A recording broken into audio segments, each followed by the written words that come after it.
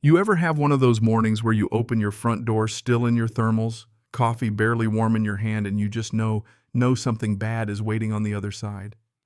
That was me the day Deborah showed up gripping a manila folder like she was clutching the nuclear codes. She had that look, you know the look that says I woke up at 5 a.m. just so I could ruin your day, and I guess I was the lucky winner. She didn't even bother with a hello, just Warren Emerson. I'm here on behalf of the Pine Ridge Homeowners Association to deliver this notice of violation and fine. I'm standing there half awake, trying to process watching my own breath curl in the cold February air. Northern Colorado gets hammered by snow that time of year, and our little neighborhood Pine Ridge just outside Fort Collins had turned into a frozen obstacle course. For 2 weeks I'd been out there at sunrise and sunset plowing the private road. Not just for me, for all 32 houses, including Deborah and her board. I ask, what violation? Honestly, I had no idea. She cracks open the folder, way too dramatic, and reads, according to section 12.4, residents are prohibited from creating unsightly visual disturbances that diminish the aesthetic value of the community. Your snow tire tracks have been deemed excessive and unattractive. I just blinked. My tire tracks. From your plow truck, she snaps, pointing at my Ford F-35. Oh, still parked in the driveway, snow-caked on the blade. You've been leaving deep ruts on the main road. It looks terrible. The board voted unanimously to fine you $500 per occurrence. We've documented 17 separate occasions over the past 2 weeks. That's $8,500. My coffee suddenly felt like molten lava. You're fining me for plowing the road, the one nobody else clears, the one you all use every single day. We're fining you for the unsightly tracks, Warren. If you're going to plow, do it in a way that doesn't leave visible marks. I waited for the punchline. There wasn't one. Deborah, that's physically impossible. Plows leave tracks. That's how they work. She shoved the papers at me, lips pressed so tight I thought her face might shatter. You have 30 days to pay. Additional fines will be assessed if you continue violating the bylaw. Good day, Warren. And with that, she spun around in her fancy boots and stomped off to her Lexus, leaving me holding the world's dumbest fine. I went back inside and actually read the thing.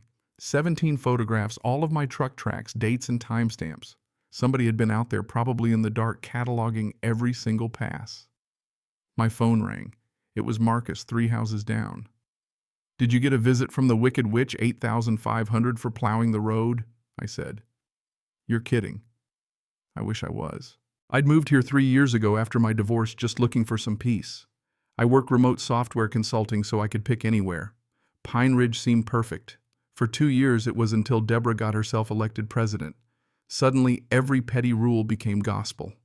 Her husband Gerald was all right, but you could tell he'd stopped trying to argue with her a long time ago.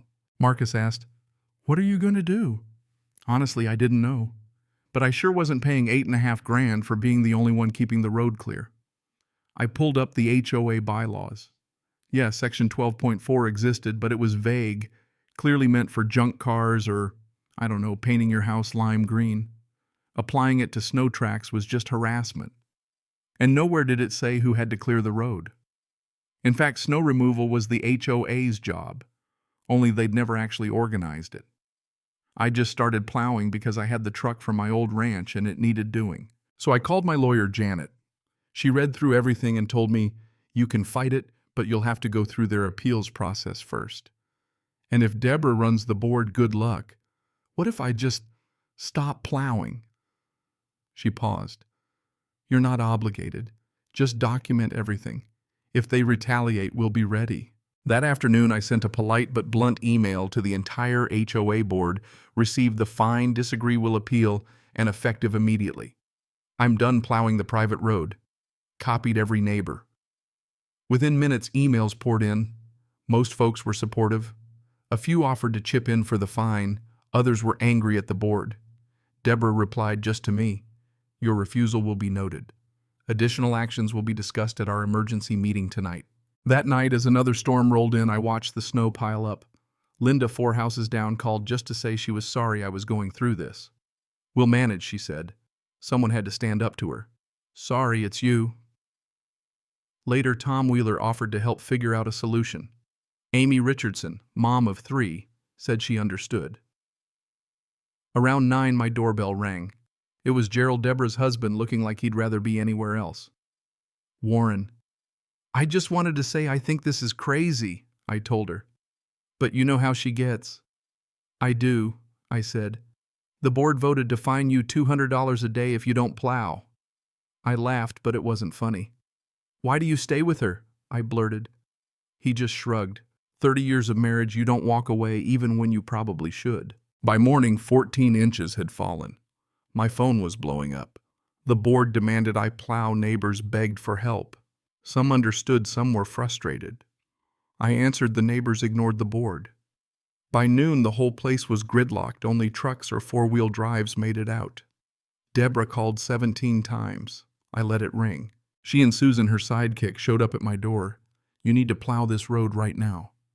No, we'll fine you $200 a day. Go ahead, add it to the $8,500 I'm not paying. Susan tried to bargain. I told them void the fine, apologized to me, and the community acknowledged volunteers should be thanked, not penalized, and maybe I'll plow.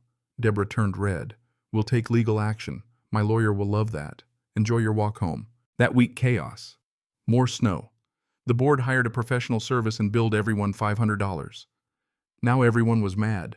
Why pay when I'd done it free for years? Their answer, Warren abandoned his duties. My answer, I had no duties. I volunteered until the fines came. A recall petition started making the rounds. Tom, Linda, and 3 other families got enough signatures for a special election. Deborah and her cronies panicked, sent letters blaming the recall on disruptive elements, which just made people madder. Then it got serious. Another storm. The board forgot to pay the new plow service, so nobody came. That night, Marcus banged on my door out of breath. Amy's son, Jake, had an accident. Ambulance can't get through. Too much snow. I didn't hesitate. Grabbed my keys, fired up the truck, plowed to the entrance, cleared a path for the ambulance, then all the way to Amy's house.